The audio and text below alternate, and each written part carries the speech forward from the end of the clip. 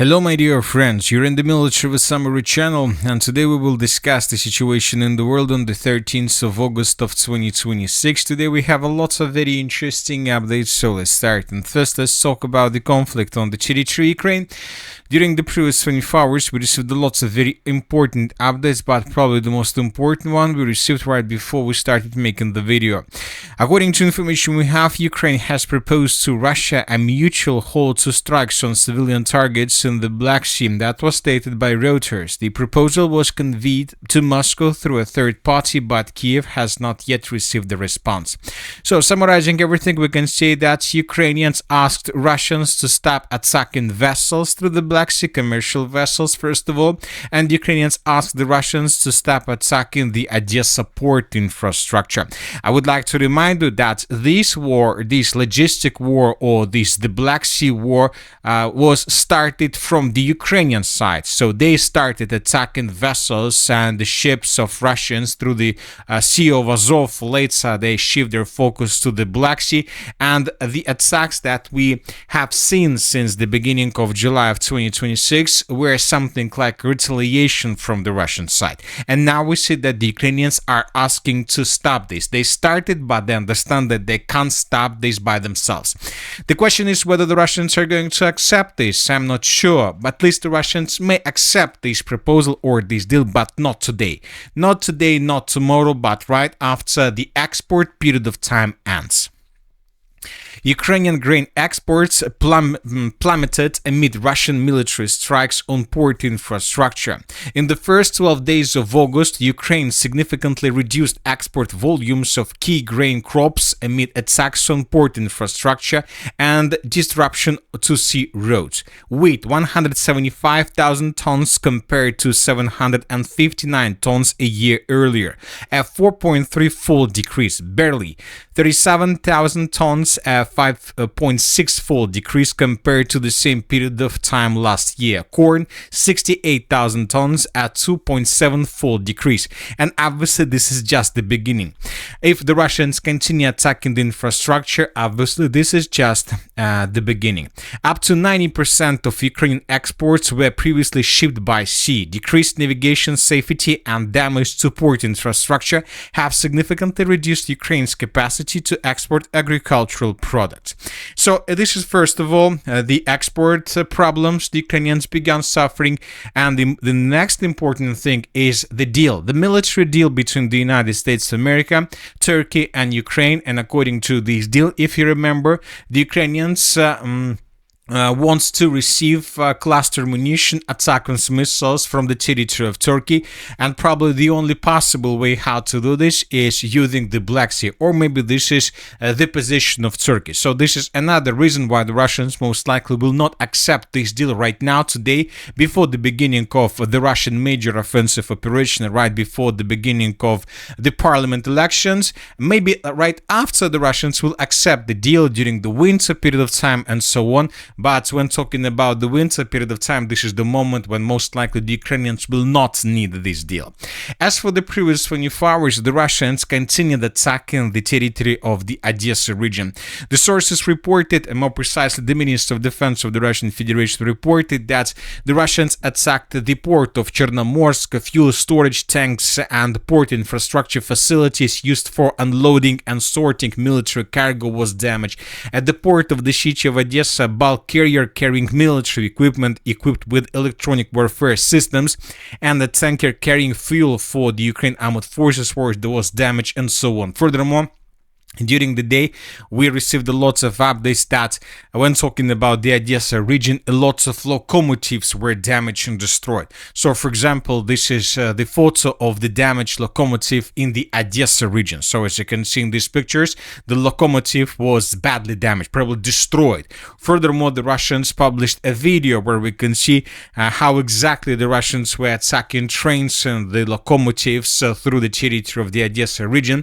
And just through this video we can see at least 2 episodes how the Russians were destroying the Ukraine's logistics.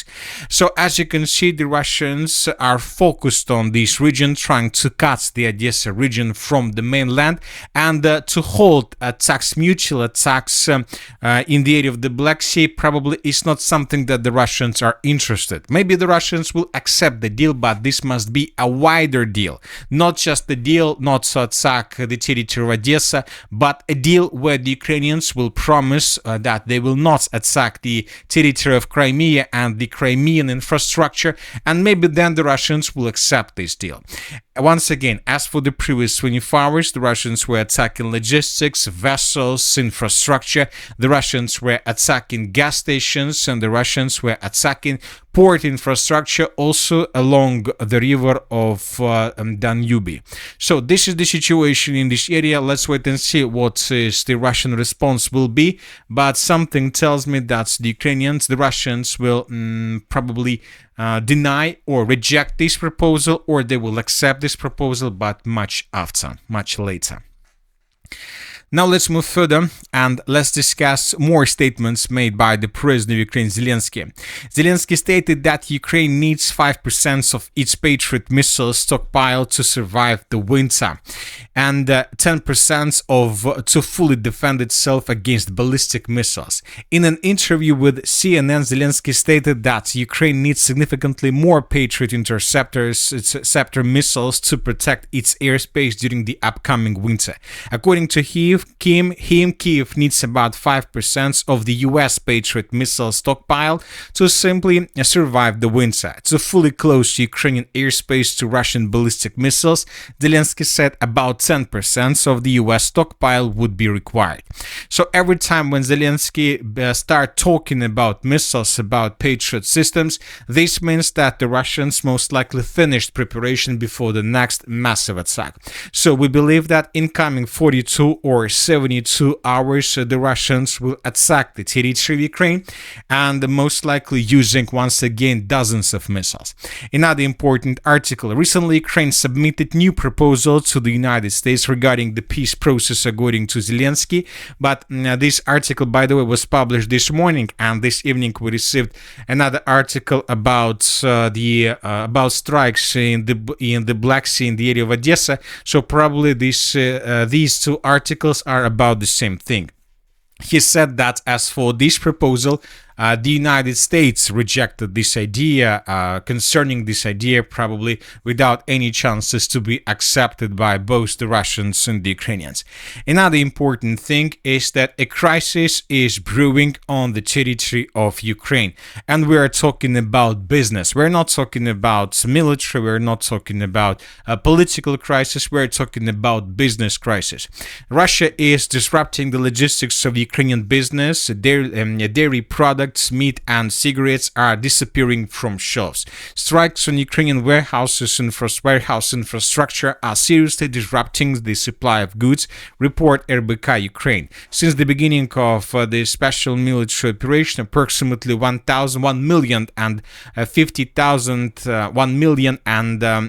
million square meters of warehouse space has been damaged, of which approximately 750,000 square meters are in the Kyiv region. And for example, this video was published today from Kyiv, and as you can see, this is a mall. This is probably a big mall with empty shelves. So this is the situation in Ukraine, and probably this is another reason why Zelensky asked Russia to hold strikes, because lots of products, lots of different products for people Ukraine was receiving also through the area of Odesa port infrastructure. Now let's move further and let's discuss the situation on the ground. During the previous 24 hours, lots of very interesting changes were recorded. And first, let's talk about the Sumy direction. Since the beginning of the Sumy offensive operation, the Russians were mainly attacking from 3 directions. The Russians were attacking the city of Kyiv from the north, and since the beginning of the Sumy battle, the Russians have improved their position significantly.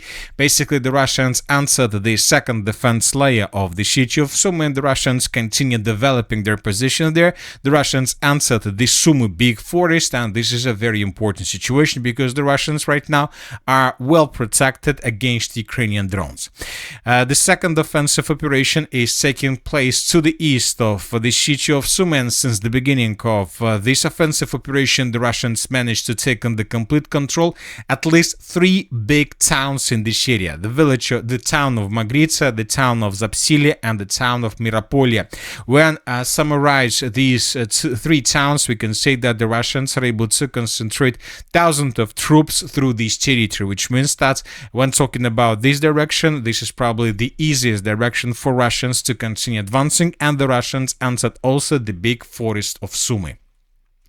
And the third direction is the southeastern direction, but this direction was stopped by Russians probably months or 2 ago. For some reason, the Russians stopped advancing further in the western direction. Maybe there are some difficulties, or maybe the Russians are regrouping in this area. Who knows? So as of now, it's very difficult to say what exactly is happening there. The most important thing is that during this period of time, the Russians also opened the fourth direction, and we are talking about the northwestern direction. First of all, several weeks or months ago, the Russians recaptured the settlement of Bilopillia. So this was the first village through the northwestern parts of the Sumy area that was recaptured by Russians. A few weeks or months later, the Russians reported that they improved their positions through the village of Ryzhivka, and the Russians began advancing further in the southern direction towards the road R44 and the villages of Vorozhba and Bilopillia. And today, several pro-Russian sources reported that Russians also improved their positions through the village of Rogozhne. So now we can see that this is not just a local offensive operation with the purpose to improve the positions along the line of combat contact. It seems that the Russians opened another front line, and now the Russians, using broad front line attack, are trying to develop their offensive operation further in the southern direction towards the city of Sumy, but this time from the northwest. The Russians most likely are tasked to take on the complete control this territory and cut main logistic lines, and to create a very difficult situation for the city of Sumy itself, because from these positions, the Russians most likely from the territory of these 2 towns like Bilopillia and Vorozhba, the Russians would be able to establish complete FPV drone control over the territory behind the city of Sumy in the western and the southwestern direction along the main supply lines. So it's obviously that the city of Sumy is one of the most important targets for Russia, at least for the late 2026 and for the entire 2027. Now let's move further and let's discuss the situation in the Kharkiv direction, where the changes were also recorded. These days, the Russians are tasked just with one thing. The Russians are tasked to establish complete control over the territory in the most northeastern parts of the Kharkiv region. We're talking about this pocket. The Russians advance every single day. Every single day we receive updates from this area, and the previous 24 hours weren't exceptional from this rule. So, for example, these are the changes on the ground between the dates. So this is the end of the 10th of August. This is the end of the 11th of August. The Russians improved their positions through the eastern flank. This is the 12th of August. The Russians improved their positions along the entire line of combat contact. And this is already the big end of the 13th of August of 2026. The Russians captured several tree lines. The Russians improved their positions through the village of Vasilievka. So as you can see, the Russians continue tightening the noose around positions of the armored forces of Ukraine through the most northeastern parts of the Kharkiv region.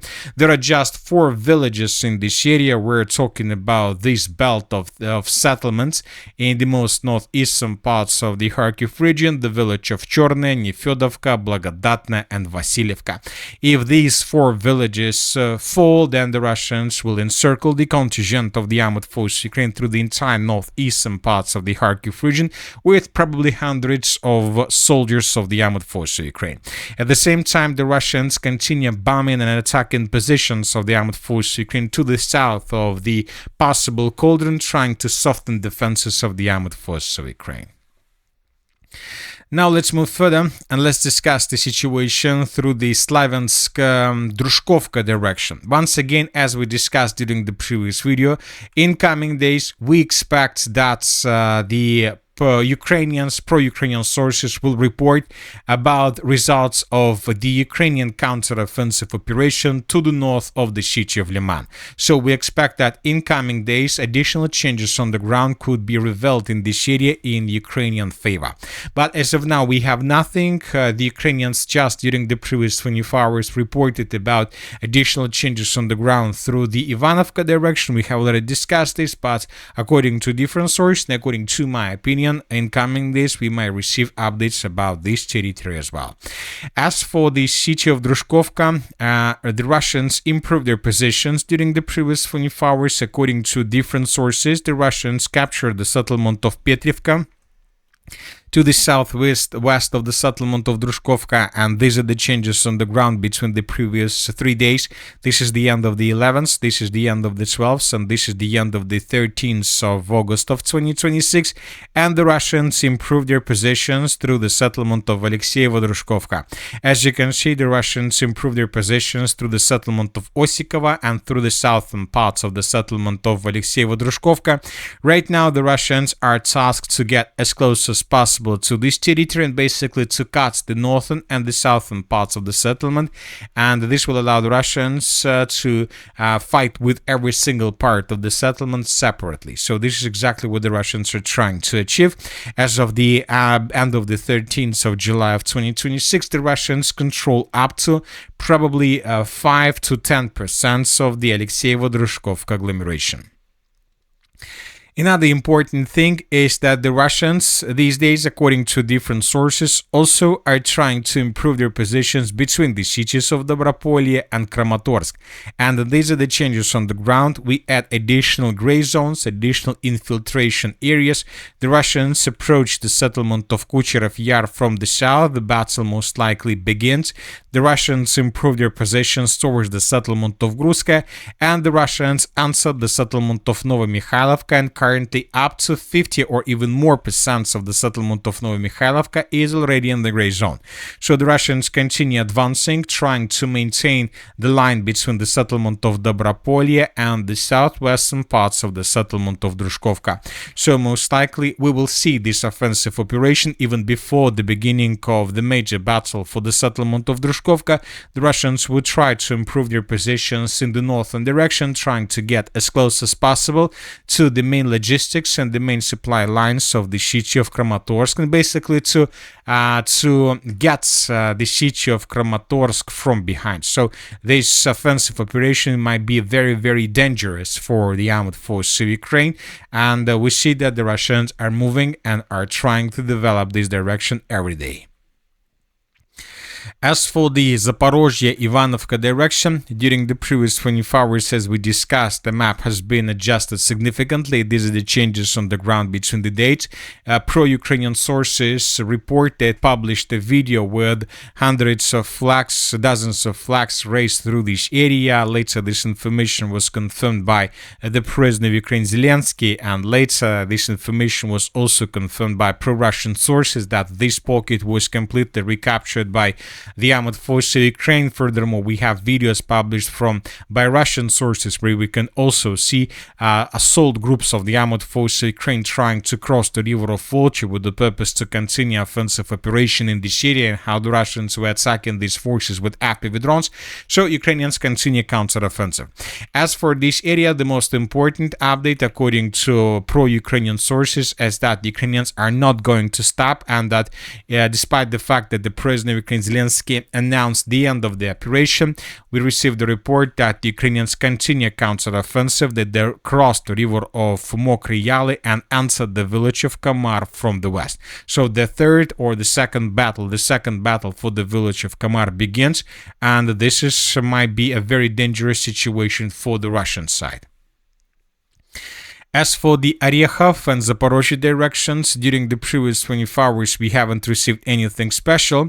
The Russians attacked the territory with aviation, trying to soften defenses of the armed forces of Ukraine.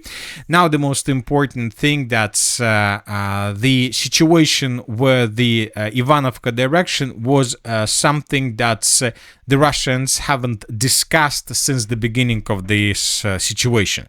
So obviously there is a crisis right now in this area, and we don't know.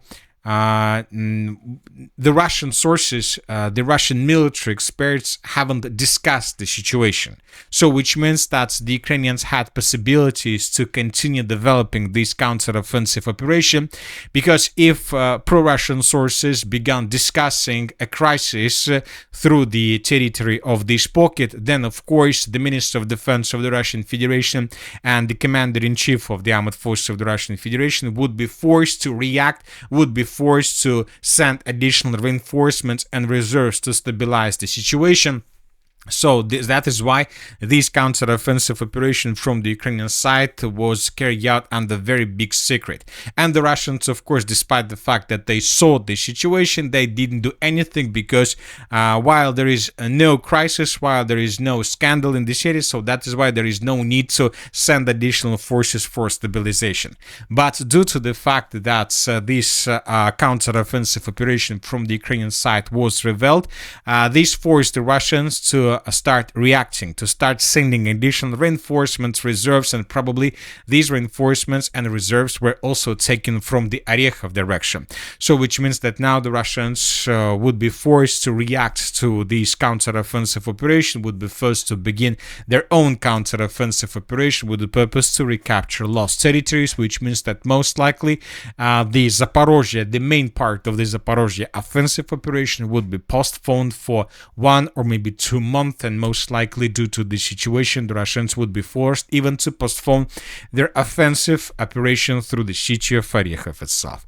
Anyway, let's wait and see how the things are going to develop, but as of now the most important thing, the Russian answer on Ukraine's proposal to stop attacking each other. And that's it for today. The Military Summary channel reminds we condemn any violence in the world. Thank you for your watching, subscribe to my channel, put your likes, join my Patreon, and have a good day. Bye-bye.